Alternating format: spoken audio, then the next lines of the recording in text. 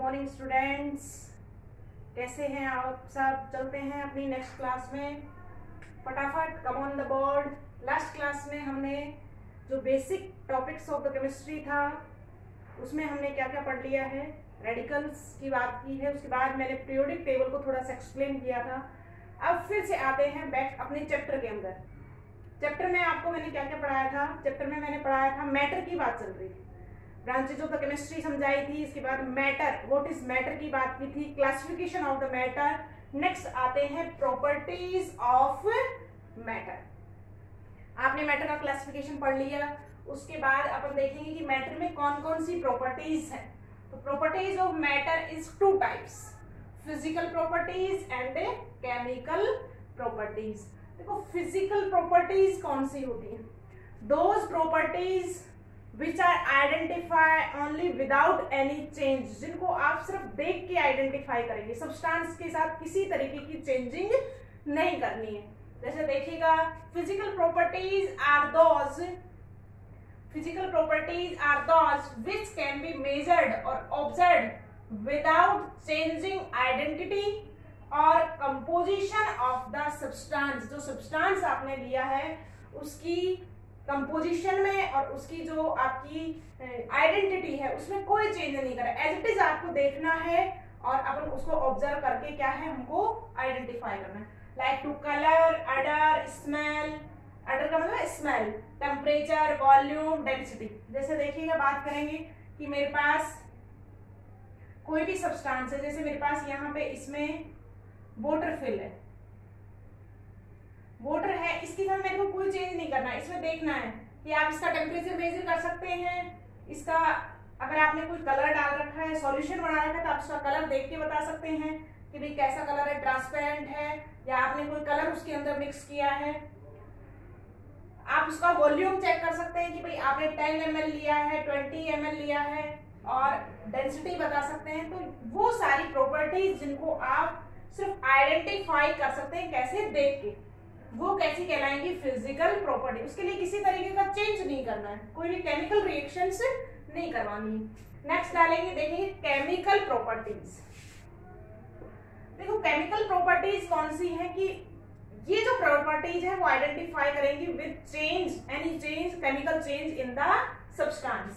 Chemical properties are those in which chemical change occur in substance. Substance के अंदर कोई आप केमिकल चेंज करवाएंगे तभी आप आइडेंटिफाई कर पाएंगे केमिकल प्रॉपर्टीज को। जैसे पहले देखिएगा ऑक्सीडेशन, 10th में हमने पढ़ा है ऑक्सीडेशन। जैसे मैंने बात करी कि कार्बन का अगर आप ऑक्सीजन से रिएक्शन करवाएंगे तो क्या हो जाएगा, ऑक्सीडेशन हो जाएगा, कॉम्बिनेशन ऑफ ऑक्सीजन।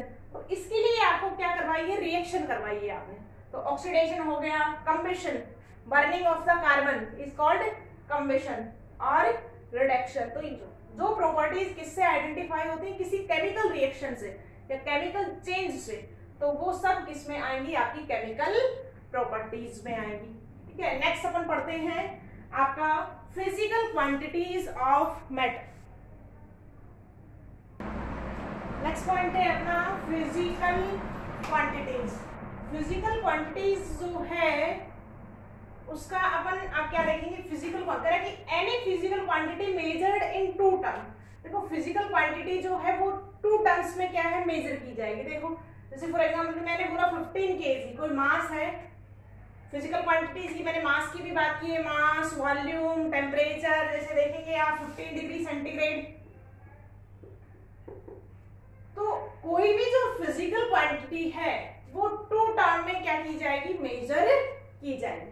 देखिएगा मेजरिंग करेंगे, जैसे मैंने लिखा 15 kg, यहाँ पे 2 टर्म, एक न्यूमेरिक और दूसरा यूनिट्स।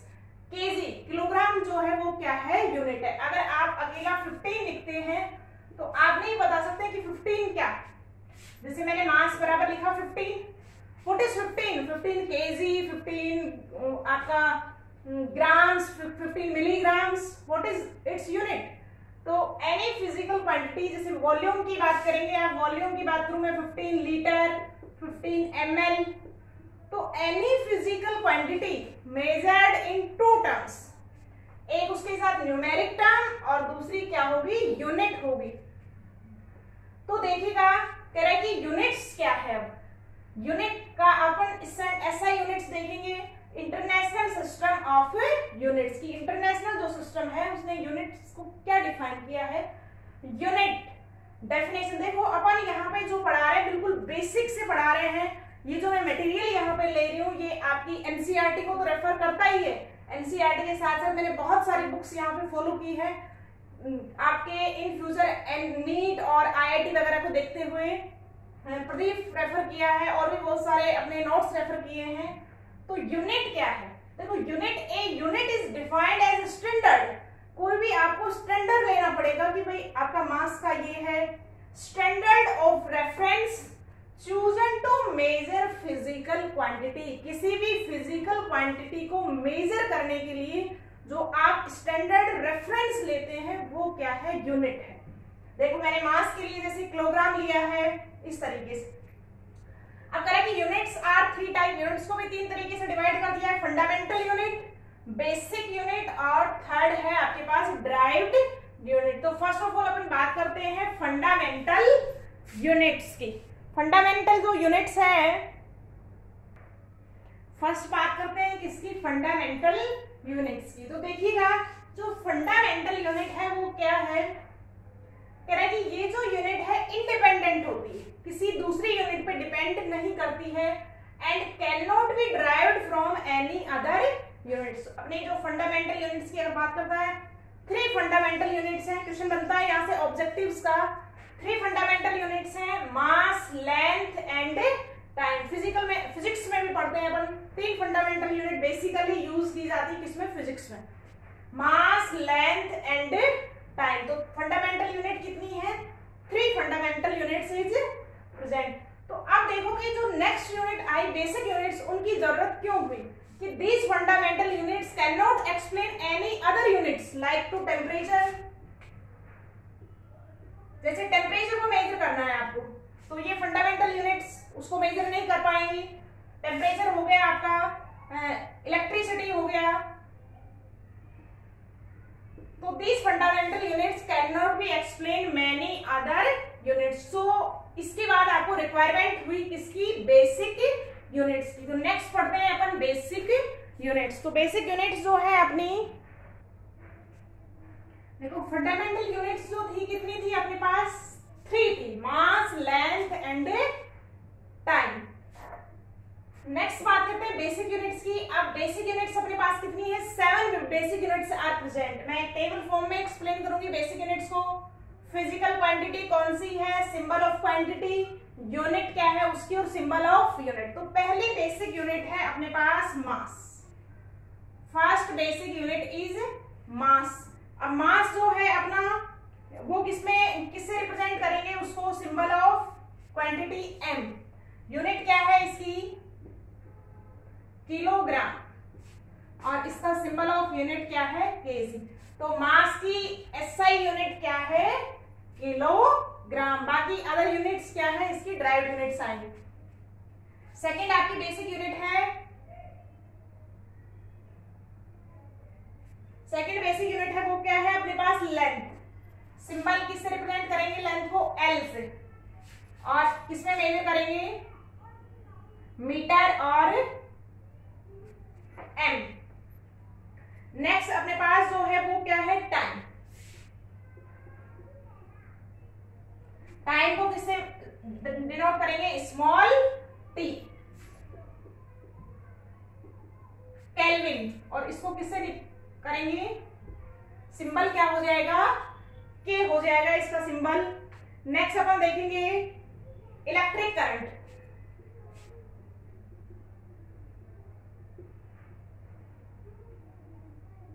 नेक्स्ट है अपने पास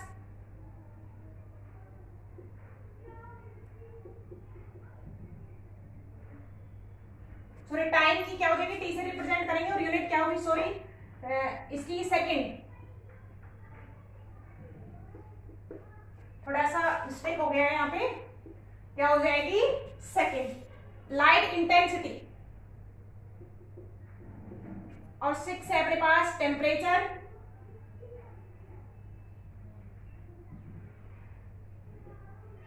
कितनी हो गई, मास हो गया, लेंथ हो गया, टाइम हो गया, इलेक्ट्रिक करंट हो गया, और इसके बाद 7 है amount of substance.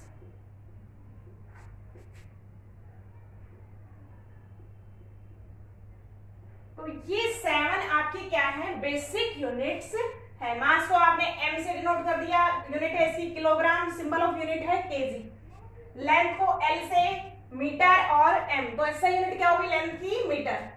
Time small T से रिप्रेजेंट करेंगे सेकंड, और आप एस ई सी भी दे सकते हैं सिंबल, या एस दे सकते हैं। नेक्स्ट है light. Electric current, electric current को किसमें मेजर करेंगे अपन, जल्दी बताइए। इलेक्ट्रिक करंट को रिप्रेजेंट करेंगे किससे, आई से। और यूनिट क्या है इलेक्ट्रिक करंट की, एम्पियर। और एम्पियर को अपन किससे रिप्रेजेंट कर देंगे, यहां पर किससे करेंगे रिप्रेजेंट, ए से। नेक्स्ट है लाइट इंटेंसिटी। लाइट इंटेंसिटी की अपनी यूनिट है क्या, कैंडेला।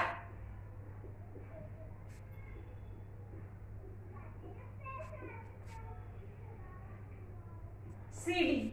इसके बाद है टेम्परेचर, कैपिटल टी, केल्विन,